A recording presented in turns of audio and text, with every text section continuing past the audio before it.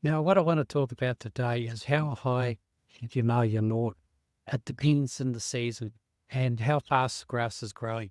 Now, if you're in the summer, you might want to cut the lawn a little bit higher than you normally would, because what that does is it provides a bit of shade and it helps cover the roots of the grass. So that way, if you get really like sunny, intense days, then it makes the grass a bit more durable and it's less likely to go brown on you.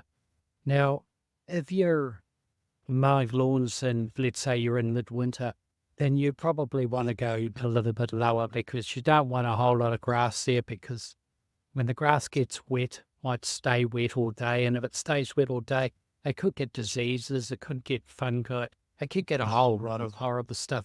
And you really want to try and keep your lawns in good condition.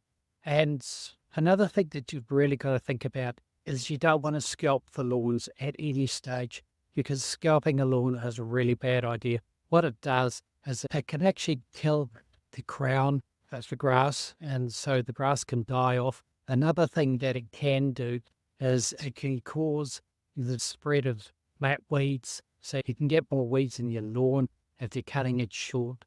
Now, if you're cutting it high, what happens is the grass actually shades the weed seeds and they don't come up so much, and then you get less weeds. Basically, my suggestion is just cut the lawn as high as you can in the summer, cut it just a little bit lower in the winter, and don't ever cut a lawn too low because although some customers ask for it, it's not exactly a great idea.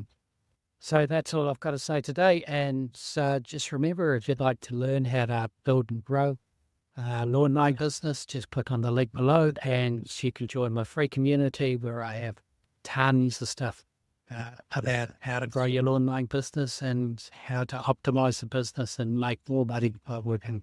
That's what we all want to do in it.